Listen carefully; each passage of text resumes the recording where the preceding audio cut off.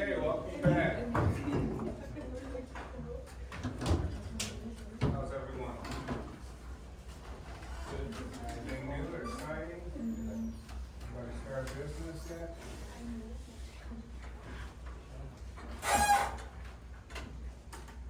All right. So who are our freshmen again? All right, who's beyond freshmen? Sophomore, right? So for freshmen, is this your literally your first semester? Second semester. Okay. Anyone this is their first semester at all? Okay. Now, who all has taken psychology in high school? Okay. So some of the things maybe we go over, you remember a little bit from.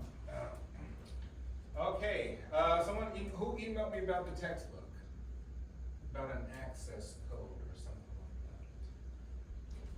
Did you email me? Okay. Do you have access to the actual textbook, or is it asking you to get access to additional material? It's just access to the textbook. It's like it gives you the access ebook. code and then you have the ebook. Okay. There's a course. That's all you need. Yeah. Originally there was kind of more online stuff for students to do, but the department made it too complicated. So as long as you get access to the textbook, the ebook, however it may come, that is all you need. Everyone has reviewed Canvas and put up their discussions for their groups. Okay. All right, continuing on. So next week, group 1, you'll have something to share with us. Next week? Okay. Great. All right, moving along. So we started off just kind of introducing what psychology is, the definition, right? Mental processes, mental activities within personal sort of aspect, group social aspects, all these different sort of nuances that make up a definition, right? But the definition is very, very broad. The textbook focuses on a lot of research, scientific research, the scientific method, so that we can become better scientists and try to make observations and know what it is to collect real data to support our beliefs or our assumptions. So the first chapter is a little dry, because it really gets into a lot of like, hey, what does it mean to be a researcher? Right? All these different things, but I'll try to make it as interesting as possible. It gets better as we go on, right? But then we start to talk about attachment theory for those of you who are in relationships. Oh, why does my boyfriend act like this? Why is my girlfriend? Why is my mom like this, right? Parenting styles, personality traits, psychopaths, sociopaths, narcissists, right? Disorders, functions of the brain, et cetera, et cetera. So it gets more interesting the more we go on, right? And for all of that, hey, ask random questions, right? This is good. You know, if you have like curiosities about things, I can either give you my perspective or kind of what the research suggests in other ways. All right, so today we're going to kind of go through scientific, non-scientific questions, psychology as person, mind, and brain. Right, we know what a brain is. A brain is an organ, right, for vertebrates, right, to process things, for motor function, cognitive function. What's a mind?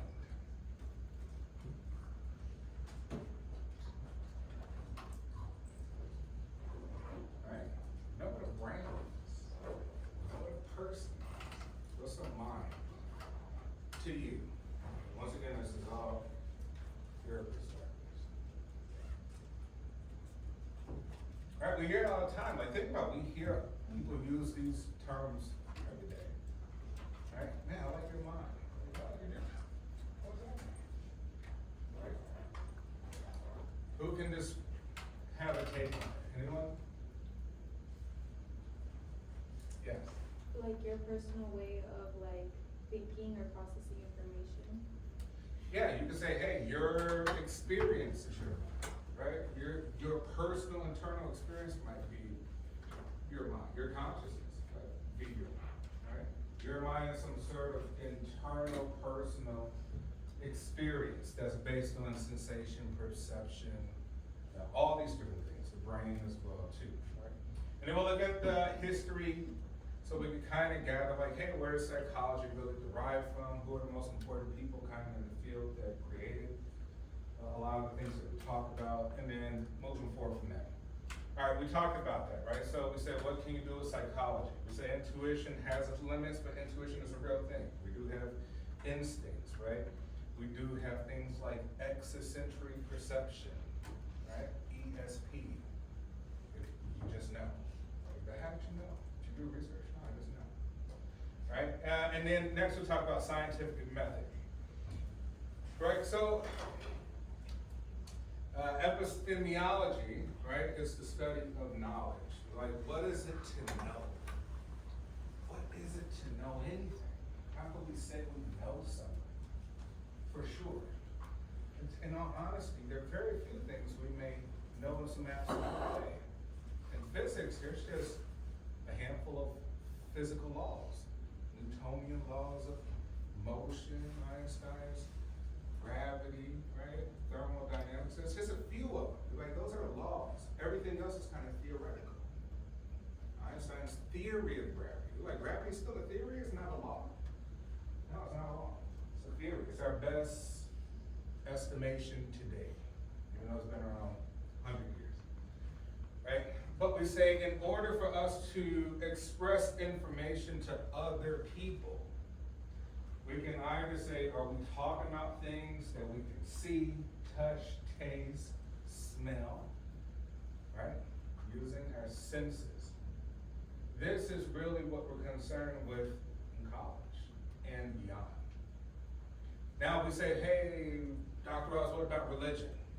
Does that encompass this knowledge? Right, well, it doesn't really encompass it from a scientific point of view.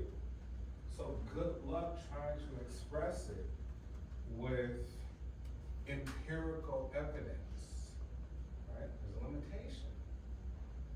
We say, but hey, but do we discount religious beliefs? Or do we discount spiritual things? Like, no, well, spiritual might be, once again, something extrasensory. We know that there's something beyond just this. No, there's something extra. Like, I don't know, we can't really see it in this dimension that we live on. We're three-dimensional creatures. We may be in the fourth dimension, which we can't see, right? Maybe in the fourth, fifth dimension, but we know it's there. Maybe it comes in and out. Like, oh, I could just feel it. I could feel something. I could feel the spirit. You're like, can you convey that to somebody in a scientific way? Good luck trying to do that, right? So here we're talking about in college, unless you're studying theology, right? Studying theology and spirituality, that might be a different sort of take on it. But science, right? Because we were talking about here the science. We're using collecting evidence based on observations, right? Let's say, for example, I wanted to get some information about the entire United States, right? Some sort of behavior, right? Why do people do this and do that in the entire United States? Well, like I say, I can either go collect observations from 320 million people, but that's impossible, it's too expensive, not feasible, right? Or I can say, hey, what? I could take a slither of each type of person in the United States. Different ethnic backgrounds, different socioeconomic status, right? Income levels, different religious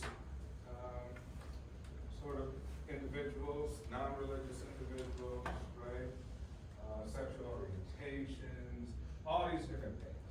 And I would say, hey, I have a sample of the United States. I can't do the whole population, that's impossible, right? And therefore, whatever comes out of that research from that sample, we could kind of conclude that that's pretty reasonable. That's pretty factual to a degree. Do you say it's perfect information? No, nothing's perfect.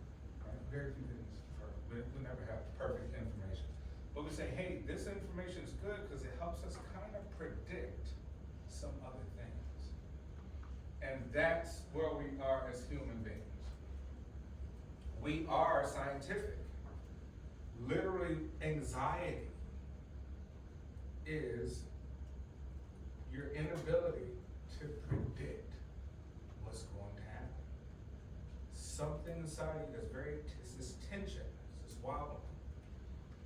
Because you can't predict what's going to happen. Or tomorrow, the exam, are you going to get dumped today? Are you going to get the job? Are you going to get fired? You can't predict it. Hey, is mom going to be okay? You can't predict it. But the human mind is constantly looking for predictions. You're constantly trying to predict unconsciously. Remember we said there's two things, conscious and unconscious. Unconscious is why you tap your feet, touch your face, click your pen, go on Instagram. You're not thinking about that. You have another mind. That's the most powerful mind that you have, right?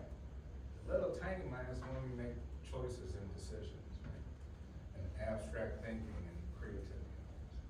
All right, so we want to kind of think about scientific methods, right? How do we collecting evidence, recording observations systematically, recording how they were made. All right, so once again, going back to my statement about collecting samples, right, here in the United States. Other questions back on, Dr. Ross, well, under what conditions? What do you mean? I don't know, like, did you have them sit in the classroom and do it? Were they in a peaceful environment? Was it a chaotic environment?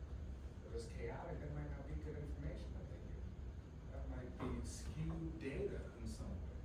Were they under distress when you had them fill out this survey? Were they hungry? Right? You want to know under what conditions. Were they coerced? Did I give them some money to do it? Right? So we want to know how was things recorded. Under what conditions, right? What conditions did they record? So when you walk upstairs in the hallway on the first floor, second floor. On the second floor, you'll see a lot of the experiments that psychology students here have done. And they'll have a big forum here probably in a couple months with all sorts of research projects.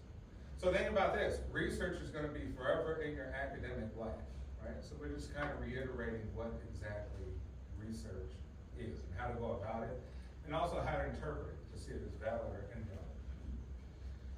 Francis Bacon. So we're kind of going to go through this stuff fast. I'm going to draw Francis Bacon. I'd say is described as a scientist. He very intellectual man, a philosopher, right? A statesman in England. He worked under King James I. Anyone ever read King James, the Bible? Anyone? King James? Ever heard of King James? All right, King James has one of the most popular Bibles on planet Earth. It's called the King James Bible, right?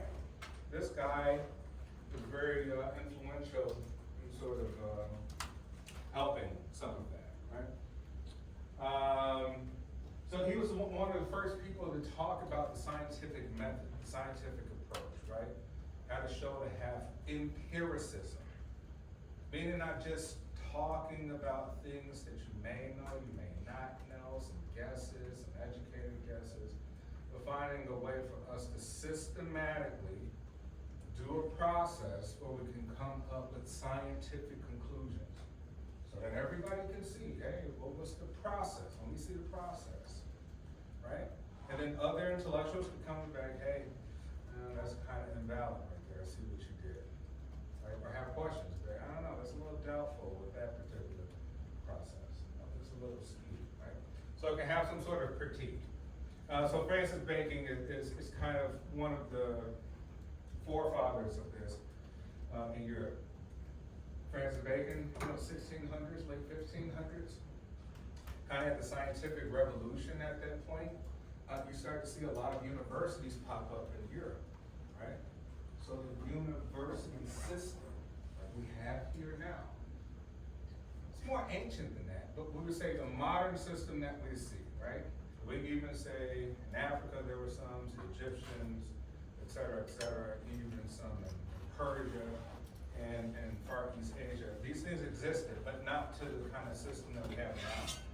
So in Europe back then, we kind of see the modern system we have now, right? These classrooms like this with a professor, different departments, elements that control different things, right? And all these things. So this was kind of happening at that point. A lot of it responsible for the Catholic Church. Right? Once again, something Catholic Church has their hand into is really the creation of the modern university system that we see, right? As well as the modern hospital systems that we see all around the world. All right, scientific methods, answer scientific questions, right? So we say scientific questions can be answered by gathering evidence through scientific methods, and we'll learn about all those methods. Empirical questions can be answered by making observations of the world that provide evidence, right? Then we say evidence-based things. Hey, if I can see it, can you see it too, right? Can't we just, I believe in the boogeyman. Like, all right, well, show me. Well, I can't, it comes out at night. I'm not dead. Right? Well, that's not empirical evidence. Sorry, I don't believe you. Right? Show me. Right? So we say empirical questions make observations that the world that provide evidence. Some questions cannot be answered by gathering evidence. Normative questions, right? Ask how a person should act. Right? We can't really answer that. Hey, why do you act like that? Right? Why do you act like that? We can kind of answer some of it. Take a lot of process, right? I, as a therapist, have to kind of figure out why do people act like that. But it's not easy. It takes sessions, sometimes over months. Sometimes I have clients that are permanent. They might be talking to me for the rest of their life because they like to. They feel that I help them cope and manage or something. But it's not easy. Why do you act like that? Right? Questions of faith, we say, right, cannot be scientifically proven. Questions of logic are based solely on the rules for drawing statements and conclusions, right? If A plus B, then C, right? Critical thinking, right, involves thinking logically, right? Remember, we have this homeostasis thing in psychology. We say it's your baseline. That means if your blood pressure is above that, you're not baseline. If your heart rate is too fast or too slow, you're not baseline. If you're under stress, you're not baseline. If you're hungry, you're not baseline. And we're never really at baseline, but we do have a baseline for many things inside of us, right? Which means that we're emotional half of the time. Hunger is an emotion. If you're hungry, you're gonna be cranky, be angry, right? So if we're emotional, then we may not have as much logic as we'd like to have. But we say we try, right? We think logically. That's part of critical thinking. Questioning assumptions, evaluating evidence, being open-minded yet skeptical about information. This is really the true essence of a scholar. You realize the more that education you go through, the more you realize you don't know, and you won't ever know. Right? If you ever meet somebody intelligent, they know that they have not all the answers. Right? If you ever meet somebody arrogant, they know every subject, field. No, we don't. Think of how limited we know about any subject, right? And the fact that we're gaining new evidence of everything, every day, about the universe, right? What's inside of a black hole? What's inside of every galaxy in the center? We don't even know that. Right? Open-mindedness and skepticism. Is ESP real? So does anyone believe in ESP? Remember, ESP is extrasensory perception. I know, I feel my ear ringing when someone's talking about it. It was on the right side when someone's talking about it. Left side, like someone's talking some crap somewhere in the universe about it. Anyone believe in this? Anything like that?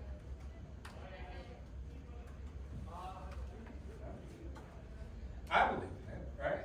I've experienced it. Now I believe, like I said, I can kind of know it on a personal level. But can I convey it to other people? No, you probably have to believe it. Right? And that's something different. But here's some studies. BIM in 2011. So, when you read all these names, you just always remember the last name of people, the last major author of the person, right? So we just always kind of refer to that. Bim, one of our researchers, right, in 2011 found that people could foretell the future about prediction picture types. Right, maybe you're shown a pattern of pictures, and now you can predict the next one. Right, how did you, and you get it right. Right, how did you predict that? Right? I don't know, based on patterns that I saw, I just know. I just foresee. Right, interesting, okay. Maybe there's some conclusions there. Ritchie et al., right? What does et al. Means? Et al. You're gonna see this forever. What's it mean? What does it mean?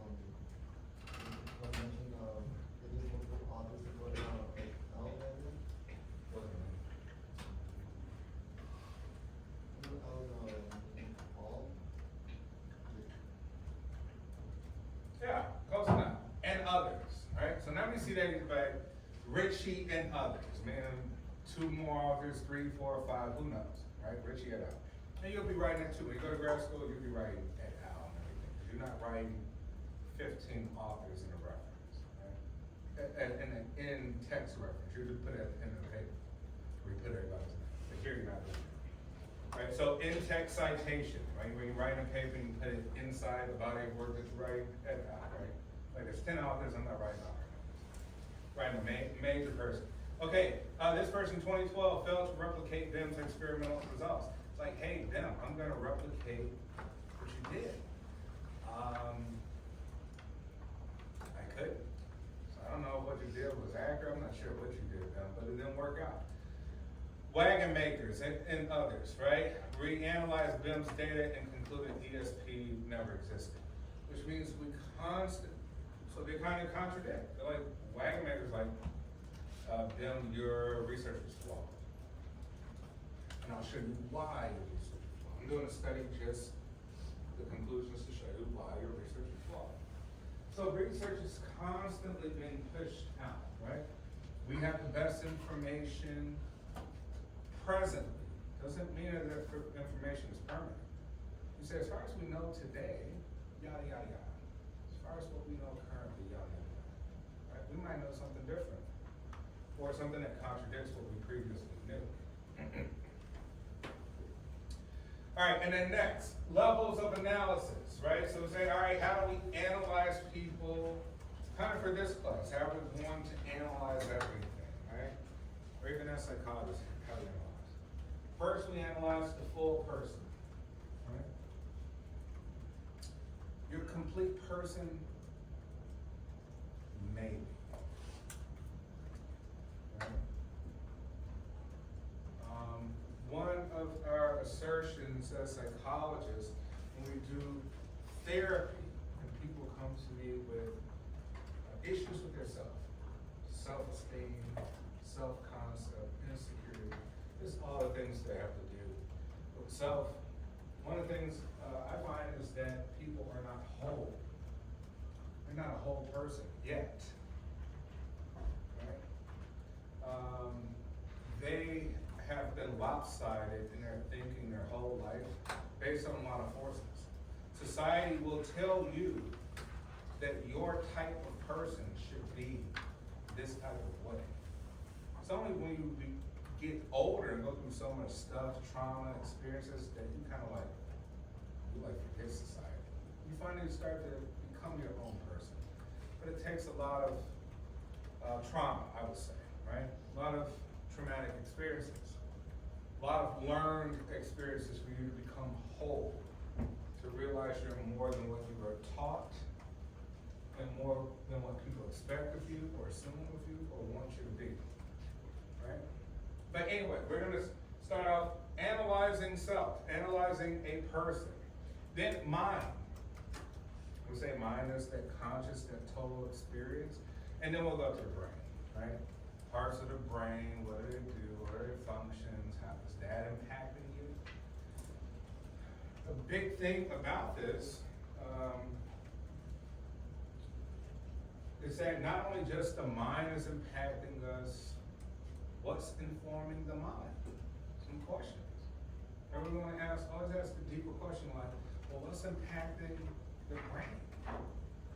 Like, I don't know, the physical body, what your feet are doing, what your hands are doing, that's impacting your brain. That's feeding your brain information. Then your brain feeds it back, like some sort of feedback, right? What's impact all of this? What impacts all of this? Person, mind, and brain. There's something even beyond that, bigger than that. What is constantly, perpetually impacting you right now? Besides you, your brain, and your mind.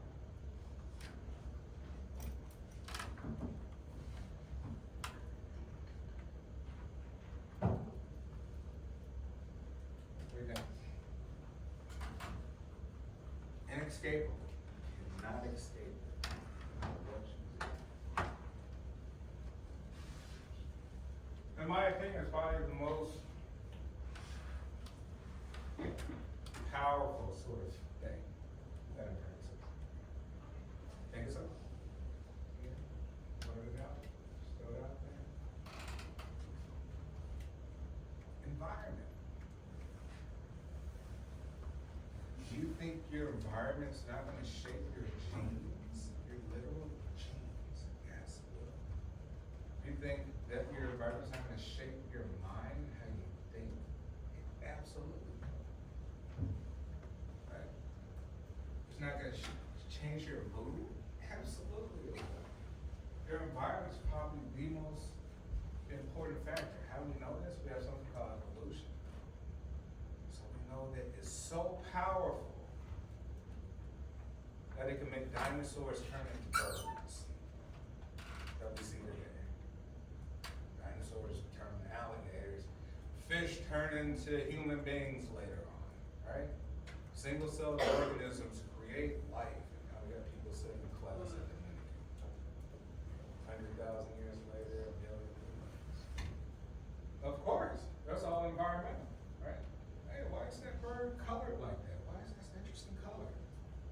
Environment over long periods of time, right? Thus, we are impacted by our environment. So you change your. So here's the thing: go into a crappy neighborhood, drive into it, go walk into a gas station, walk into the corner store, walk anywhere. Be the worst neighborhood in Chicago, and you be like, man, I don't get it. Why do they act like that over here?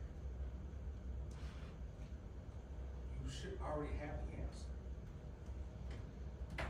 You would be the same way if you lived in that environment. It's just as simple. Go to prison, you'll become prison-minded. You'll be making shanks, give it a couple of months. First you'll be scared, you'll be making shanks and trying to escape, join the gang. We are impacted by our environment. It's inescapable, right? It's part of evolution. Join the gang, like, man, you're part of the gang banger. Good guess, Dr. Ross. Right? So the environment is the most impactful thing in my assertion. You may have a counter argument today, right? But environment is extremely important. Something that we're talking about, nature and nurture, right? We'll talk about that in a second. As you move down the level from person to mind to brain, the lower level deepens your understanding of the higher level, right? So it's kind of studying like physics, right? I can see the tables, I can see the people. Oh, let's get an electron microscope and look deep down into the cells.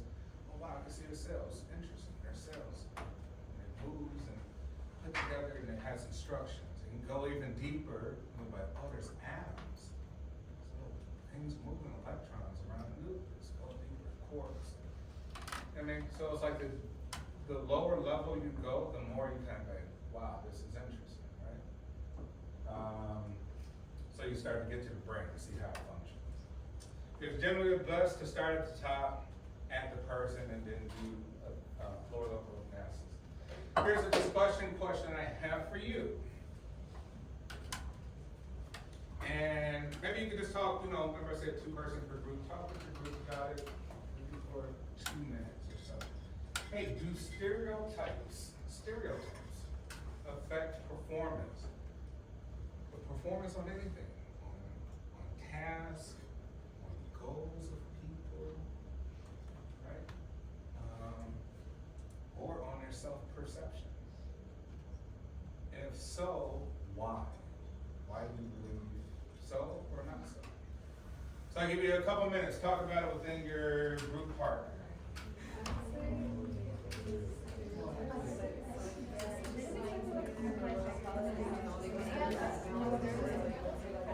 Senior year, I was a freshman year, like I was last summer when I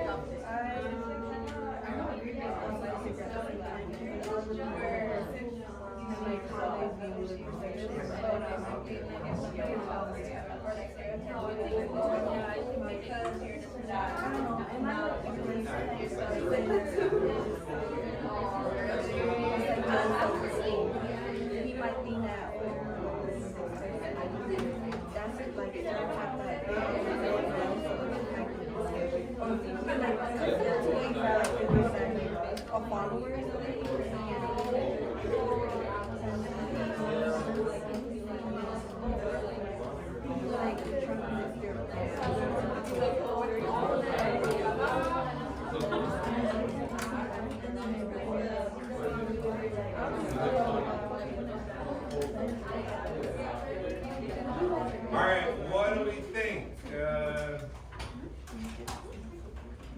one of you. Either one, it doesn't matter. What do you think? Or what do you think?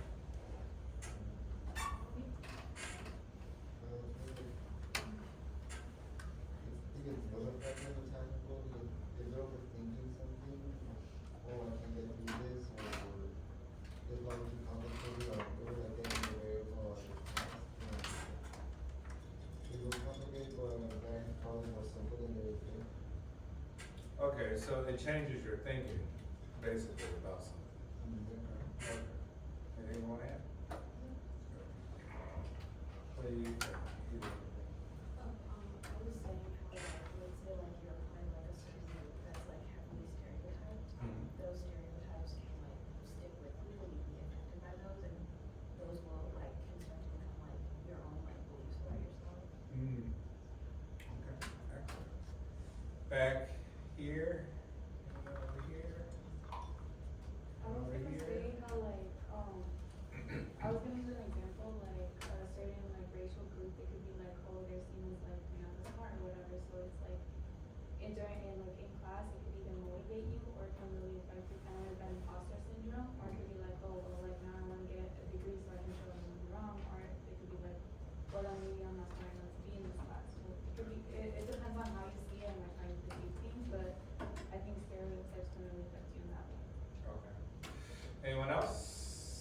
We said a similar thing because I was telling my partner that I had taken sociology last semester, and I was kind of like comparing it to like some of the theories that I learned in class, like the looking glass self theory, where kind of like you project like what others project to you is how you see yourself. And so I was telling her like sometimes when people stereotype you, you end up kind of like thinking, oh, that's who I am. She gave me an example where there's like one time in class where she was loud, and some people projected on her that she was like the loud girl, and so that's who she perceived herself as. And whenever she would be quiet, she's like, this isn't me. And like we were kind of like talking like how we've had like similar experiences with that, but like at the end of like kind of like yeah, stereotypes do affect people's performances or tasks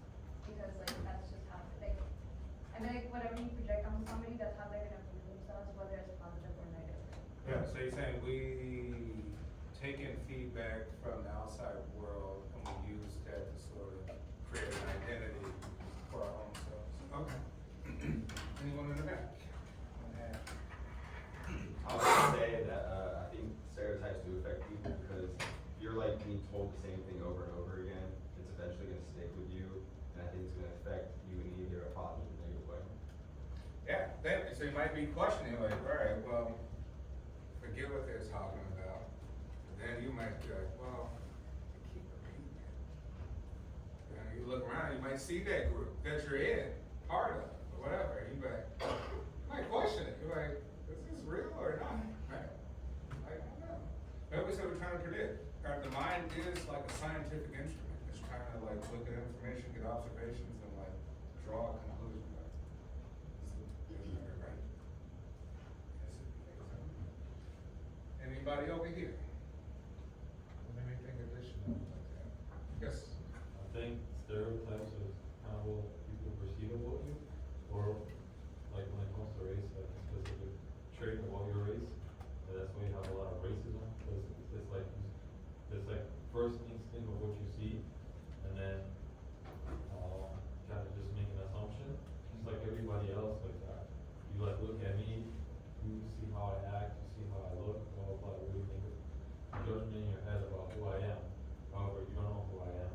But also, like, that's kind of what you're projecting outside, right? Even though your idea is flawed, that's kind of what other people see. So you have like a perspective of what others see, and if you're not secure in yourself, then like you're gonna take that into effect more than if you're not secure in yourself. So it's kind of a way of like if people are looking at you and they're like, oh, why are people calling me this and this and this? If you're not secure in yourself, you're gonna take that harsher than someone who's not. So Yeah. it's a lot of levels to it. Yeah, absolutely. I mean, think about it, it could be true. Like stereotypes doesn't mean like, oh, that's bad, that's not real. You're like, it may very well be absolutely true. You are like that, right? Yeah, I don't know, that could be a positive or a negative thing if you are like that. Because you're receiving the feedback, you might be receiving it for a valid reason, right? Unless you change in some way, and then you might get new feedback, right? You might get some new information from that. So what you're saying is there's like this feedback system where you're like, hey, it could be real coming from people. That's what they see, right? That's what they see.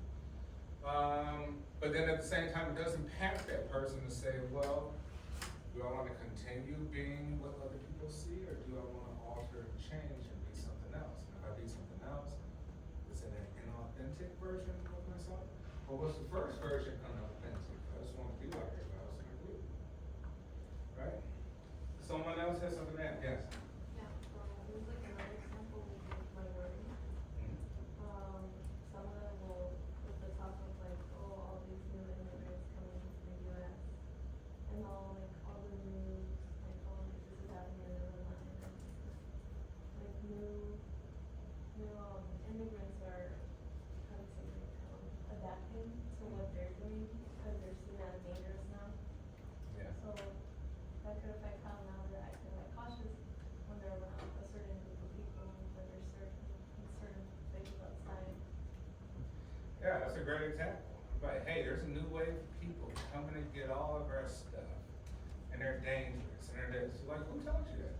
Like, news, right? You want to believe it? Like, I don't know, my group believes it. Everybody want to believe my group, right? And then those groups of people are like, hey, we received bad news. Everybody needs to be paying this. Right?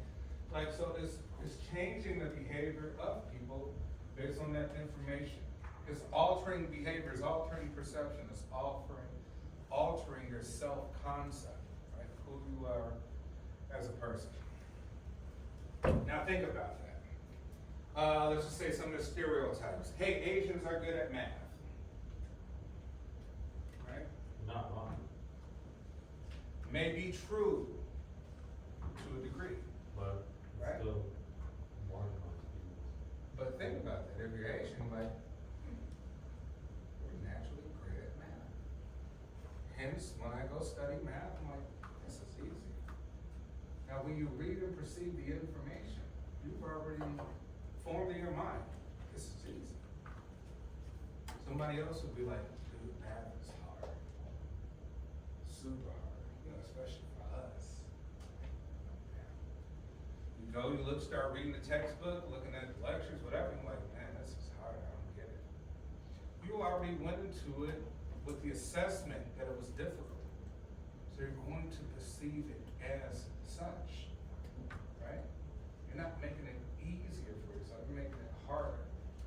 Confidence matters. Confidence does boost you in terms of performance in anything. So if you come with the mindset, let me say mindset is very impactful, right? The state of mind, where you're like, oh, I'm gonna fail. You already did half the work of yourself failing, right? Because now your mind's not gonna give you the dopamine that you need, give you the energy, give you the awareness to look at the information and do a great job. You're gonna stifle it. You already put in the back of your mind that is not going to work. And that itself is anxiety. Few general things about human beings. These are sort of just generalizations. Human beings in general. Remember we say we're always trying to predict and get information, constantly trying to predict. Which means that human beings prefer easy things. Racism exists because it's the easiest way to process. Discrimination. These are called biases. We want to have the truth. We will force the truth even if it's a lie. The human mind does not like having information. It'll create fake information to ease anxiety. Right? The whole point of life, when we say homeostasis, you go up too much, anxiety. Go down too low, depression, boredom, anxiety again. Depression and boredom is anxiety. Right? Too high up, nervous, anxious, fear, anxiety. Constantly trying to get back to the middle, always. Right? And so we have these biases because we're forcing the simple information. We want it simple. We don't like complex ever. That's why we gotta do it. Right? We prefer convenience. We prefer the right body temperature. Right? We prefer things that are predictable. So we see some new information and it's like hard to figure out. Anxiety. Right? Fear of the unknown. We don't like the unknown. We want the answers. Here's a scientific question. Why do relatively few women get the highest level scores on high stakes math tests? Right? But hey, there's probably been some stereotypes that men are better than women at math. That men are better than women at high level, logical, reasoning sort of things. Could be a stereotype. Right? So if you had a study, you're like, now I want to see if this is true. Right? Let's gather up a bunch of women, give them a very hard math test, and make it standardized. Whatever they give in regular classrooms. They go in, based on those stereotypes, they could be thinking like, oh my gosh, this is gonna be hard. Even before they see the material. They read the material, the instructions, yada, yada, yada, and they may perform worse than, say, we had a male sort of control group to go against, right? This is an example of just kind of just what we just talked about. A few things you may say, hey, the language and instructions might be biased too. There might be more male-inclined language. Language is important, right? Who knows? All right, explanation by levels of analysis for that, right? We say, hey, look, the person, one societal stereotypes that women are not good at math. That's the person level of analysis. Mind level is good performance on math tests requires knowledge of math and, say, a calm state of mind. Stress. No one's gonna perform good on anything stressful. Stress is a chaotic mind. You can't gather your thoughts and focus. That's what stress does to the mind. Creates chaos. Can't focus, right? So calm state of mind If you go in with the fear of this societal stereotype, you won't have a calm state of mind, you'll do poorly.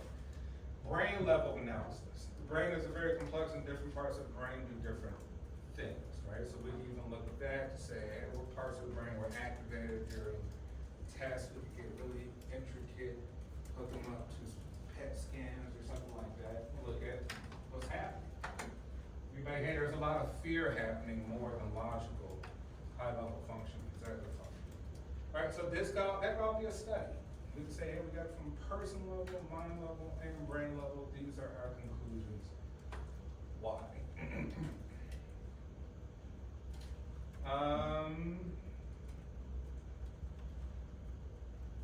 Okay, so let's look at this.